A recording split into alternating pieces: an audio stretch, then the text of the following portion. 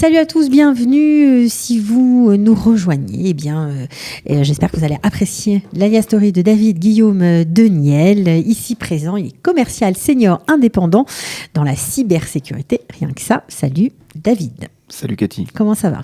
Ça va et toi ? Alors, une histoire d'Alia comme d'autres, faite d'aller, de retour. Je t'aime, moi non plus. Mais vous, c'est surtout que vous l'aimez beaucoup, ce pays. Ah oui, ça c'est sûr. Ouais. Je ne sais pas si on le développera après, mais... On va développer, bien sûr, on va dire pourquoi, on va tout raconter. Mais oui, c'est quelque chose... Je pense que Israël, c'est une terre qui nous appelle. Voilà.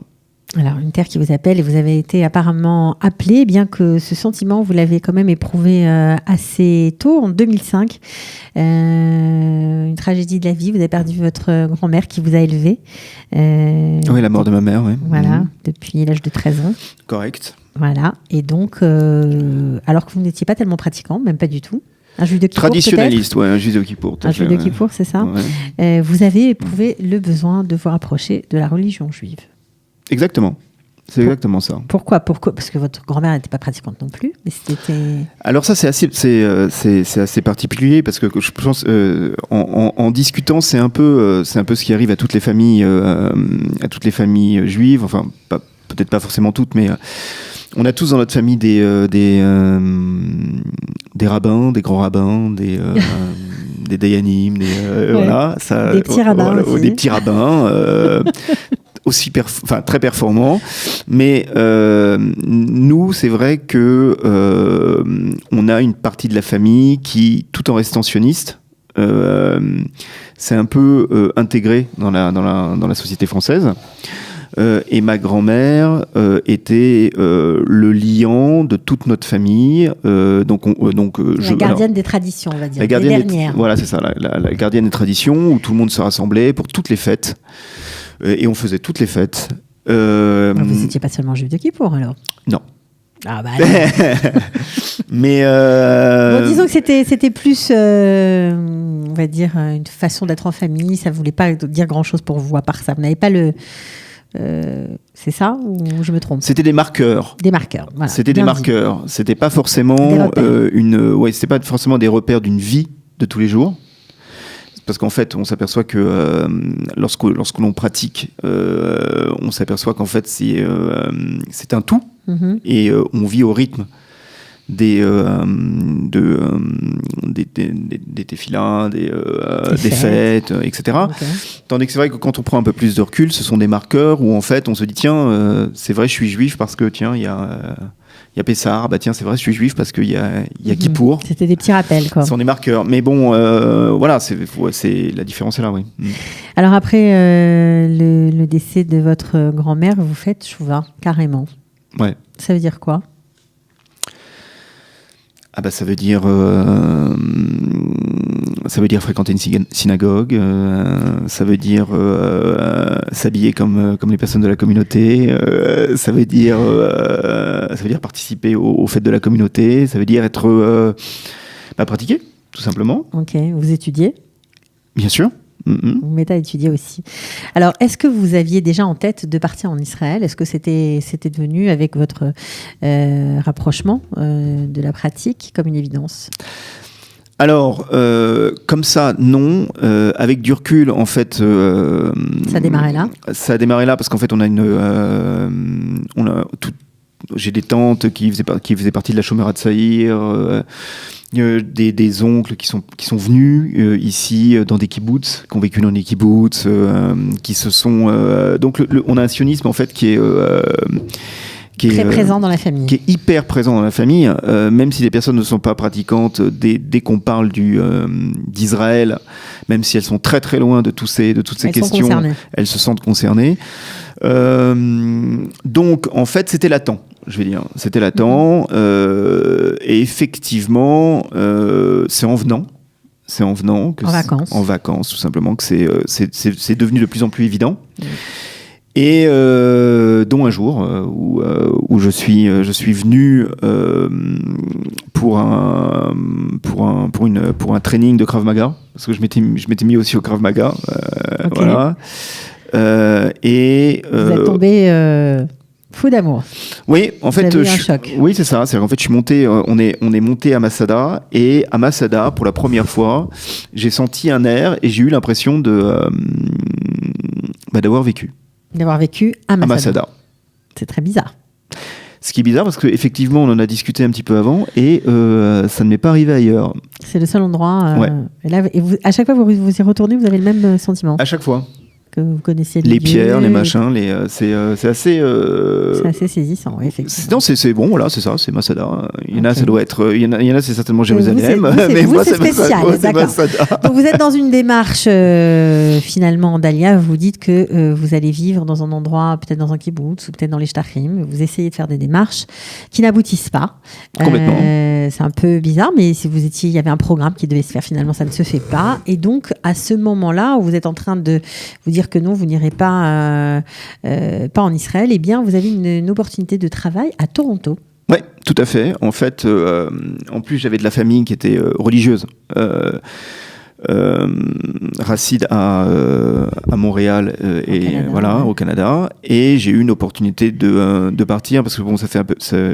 J'avais un bon background sur la technologie, sur les logiciels. Et on m'a proposé de prendre la direction commerciale d'une société qui se trouvait Delaware. C'est une société qui est à cheval entre les États-Unis et le Canada, avec son siège social à Toronto, Mississauga exactement. Donc vous êtes parti. Donc je suis parti. Vous avez mis un peu de côté vos rêves d'Israël, vos rêves israéliens. Vous êtes parti à Toronto. Ça a duré 3 ans. Tout à fait. Ça s'est arrêté pourquoi ? Ça s'est arrêté parce que on a signé un très très gros contrat et ils n'étaient pas forcément d'accord pour me donner mes commissions. Donc vous avez pris vos clics et vos claques, vous avez claqué la porte, on va dire ça comme ça, vous êtes parti et puis hasard de la vie, à ce moment-là, hop, il y a quelque chose qui se débloque du côté d'Israël et vous refaites vos valises. Alors en fait, ce qui s'est exactement passé, c'est que je m'en souviendrai toujours parce que j'ai reçu un email le dimanche qui me disait que la région rappelait les candidats pour venir dans les... C'était quelle région ? C'était Sharon. Shomron. Ok. Et donc voilà. Et ce qui s'est passé, c'est que j'ai reçu le dimanche et j'ai eu cette altercation avec les avocats de la société le mardi. Mm-hmm. Et j'y ai vu comme un signe. Vous vous êtes dit, allez, c'est le moment pour moi, je fais mes valises et je m'en vais. Exactement. Donc vous renseignez bien sûr à l'agence juive de Toronto, on vous renseigne, bon, vous faites ce qu'on vous dit, vous arrivez en Israël, patatras, vous avez été très très mal renseigné et là commence la galère. Oui, alors en fait, ce que je ne conseille à personne, c'est de faire son alia dans un pays qui n'est pas son pays. Ouais. D'un pays qui n'est pas le pays dont on a la citoyenneté. Exactement. D'accord. Donc ça, on peut répéter le conseil. Il faut faire son alia d'un pays dont on a la citoyenneté. Ça veut dire que si on est français et qu'on vit aux États-Unis, en Espagne, au Portugal, il faut faire son alia de France. Ouais. Vous savez qu'on peut aussi de nos jours faire son alia d'Israël. Mais enfin, bon, s'il faut des papiers, c'est peut-être plus simple de le faire de son... En fait, c'est ce qui m'a été conseillé. D'accord. C'était de faire mon alia depuis Israël et que je n'aurais aucun problème pour intégrer. Finalement, c'était pas ça. Et en fait, c'est pas ça, parce que ce qu'il faut savoir, c'est que lorsqu'on a plus de 6 mois de vécu dans un pays qui n'est pas le sien, et que l'on fait l'alia depuis ce pays, on doit apporter ce qu'ils appellent, alors pour l'Amérique du Nord, ce que je vous disais, les criminal records, c'est en fait l'extrait de casier judiciaire. L'extrait de casier judiciaire. Mmh. Et ce que j'ai appris, c'est que si vous avez été dans plusieurs pays plus de 6 mois avant, vous devez... les extraits de casier judiciaire de tous ces pays. Exactement. Bon, voilà. Bon, vous avez galéré parce que vous n'aviez pas ces extraits de casier judiciaire, donc, il a fait ni ceux des États-Unis, hein. ni ceux du Canada. Ça prend du temps apparemment à obtenir. Oui, parce que en fait, soit vous faites des empreintes digitales manuelles, et dans ce cas-là, ça prend 6 mois. Parce qu'ils doivent renvoyer le papier. Pour un pro de la cybersécurité, vous avez été servi là. Ah ouais. Celui qui m'a fait les digital prints m'a dit le FBI et la CIA adorent mes digital prints. Mais bon, c'est ça m'a pas rassuré. Enfin, ça m'a rassuré, mais c'était les 6 mois qui m'ont pas rassuré en fait. Ça a pris du temps. Vous avez été bloqué. Bon, bref, peu importe. Finalement, vous revenez. Enfin, ça vous a pris du temps, donc vous revenez en 2013. Là, vous bossez, vous vivez à Tel Aviv. Pourquoi Tel Aviv ? Pourquoi Tel Aviv ? Parce qu'en fait, c'est ce qui me semblait l'atterrissage le plus en douceur. Pourquoi une vie similaire à celle que vous connaissiez ? C'est exactement ça. Ouais. C'est exactement ça. Je me suis dit, je vais comme ça, je vais pouvoir me poser. Mais pourtant, pour quelqu'un qui voulait vivre dans un kibbutz, dans les Shtachim, c'est un peu dans les territoires, comme on dit, en pleine nature, c'était pas tout à fait ça. Oui, mais alors, vu la difficulté que j'avais pour avoir les papiers, je me suis dit, je vais rester à Tel Aviv et je vais pas. Si en plus il fallait que je fasse un aller-retour tous les jours depuis, là, ça aurait été un combat. Vous avez dû bien sûr vous mettre à bosser parce que voilà, il faut gagner sa croûte. Et puis l'Ulpan, forcément, puisque vous étiez en bilingue, en anglais, eh bien, vous avez fait l'impasse. Oui, parce que en fait, ce qui se passe, c'est que quand on est bloqué 6 mois, quand on doit repartir aux États-Unis, quand on est divorcé, etc., on a des frais qui sont assez importants. Et effectivement, un des problèmes d'être complètement bilingue, c'est qu'on peut complètement s'exprimer en anglais en Israël. C'est ce que vous avez fait. Et comme je suis, par la force des choses, je suis assez bon en anglais, fatalement, pour moi, c'était plus facile. C'est très facile de communiquer en anglais avec des Israéliens. Vous regrettez d'avoir fait ce choix ? Ce que je regrette, c'est qu'on m'ait donné de mauvaises informations à l'agence juive de Toronto, parce que moi j'avais prévu ce temps-là, des économies pour faire l'Ulpan que vous n'avez pas fait. Exactement, j'avais prévu en fait 6 à 8 mois, 6 à 1 an d'intégration, en fait. Donc sans travailler. Sans travailler. Et ces 6 à 1 an ont été bouffés par les voyages, par les allers-retours aux États-Unis. Quoi. Voilà. Bon, enfin, il paraît qu'il n'est jamais trop tard pour bien faire. C'est ce qu'il dit, c'est ce qu'on dit. Ouais. Bon, alors après Tel Aviv, finalement, vous en avez un peu marre de cette capitale très européenne. Vous partez à Jérusalem. Voilà, c'est-à-dire qu'au bout d'un moment, je me suis dit, si je suis en Israël, et si je voulais en Israël, c'est pas forcément pour rester à Tel Aviv. Et j'ai eu besoin, j'ai eu une envie de venir à Jérusalem. Ouais. Pour vous rapprocher, pour étudier Pour étudier, parce que j'ai effectivement intégré une yeshiva, le Maron Meir. Maron Meir, ok. Et combien de temps vous y êtes resté ? À peu près 1 an. 1 an. Que ça ?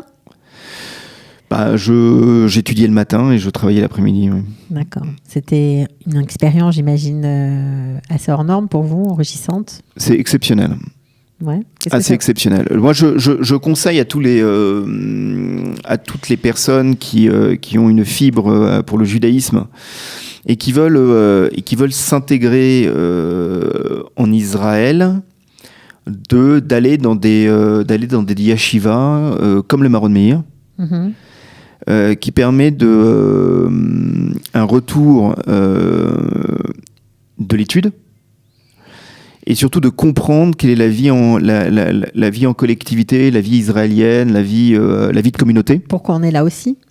Pardon ? Pourquoi on est là aussi ? Et pourquoi on est là aussi, tout à fait. Et puis surtout toute l'histoire vue, pas simplement vue d'une... C'est une espèce de rattrapage, on va dire. Voilà, exactement. J'ai fait mon rattrapage. Alors pour des raisons personnelles, vous avez dû quitter Israël. Vous avez fait un petit rapprochement familial. Vous avez une grande fille. Oui, c'est ça. J'ai une fille qui avait 12 ans et demi, 13 ans. Qui a mal vécu votre départ. Qui a mal vécu mon départ. C'était quand je suis arrivé en 2012, il y avait le conflit avec Gaza. Donc mon ex-femme a pris l'excuse de ne pas envoyer ma fille, de ne pas m'envoyer ma fille en Israël. Pendant l'été ou voilà, pendant les vacances. Vous avez préféré faire marche arrière, refaire vos valises, être plus près d'elle. En fait, je me suis aperçu qu'elle avait besoin de moi, tout simplement. Forcément. Et que c'était un jeu qui était un peu bête on va dire des deux côtés. Moi qui voulais rester en Israël et qui voulais que mon ex-femme m'envoie ma fille, et elle qui voulait que je passe des vacances en France avec ma fille. Donc finalement, vous avez... J'ai choisi ma fille. D'accord, ok. Vous êtes retourné en France encore pendant quelques années. En 2018, vous revenez, donc il y a 2 mois. Vous êtes fraîchement arrivé. Oui. Comment ça se passe maintenant ? Comment ça se passe ? C'est pas facile ? Il faut dire la vérité. C'est pas facile dans le sens où il y a quelque chose qui est assez extraordinaire quand on arrive dans ce pays, c'est que dès qu'on pose le pied, il arrive des aventures qui sont un peu inattendues. Voilà.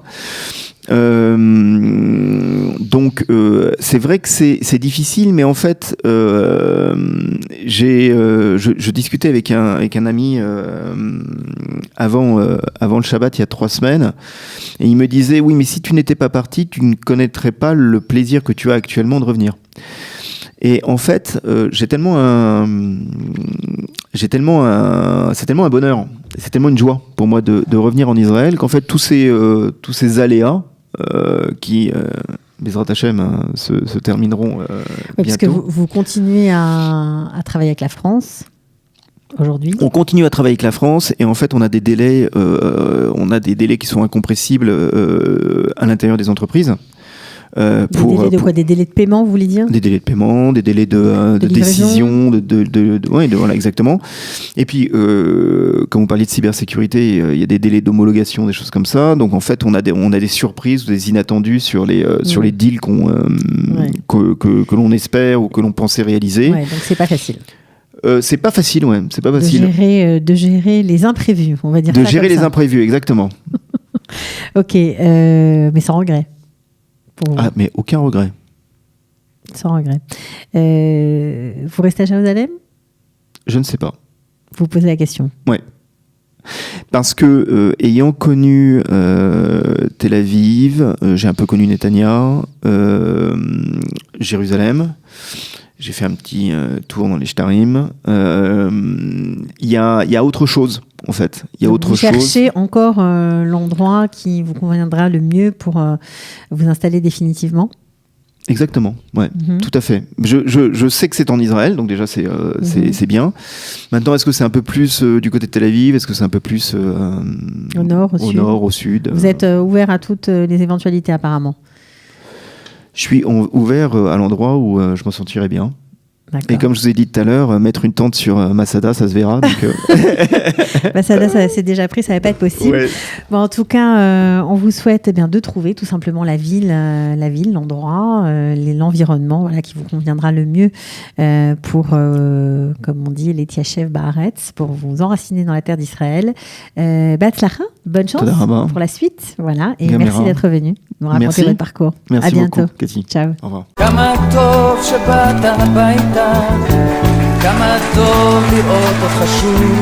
Ils ont relevé le défi de l'Alia. Studio Kalita vous raconte leur histoire. Alia Story, c'est vous, c'est nous.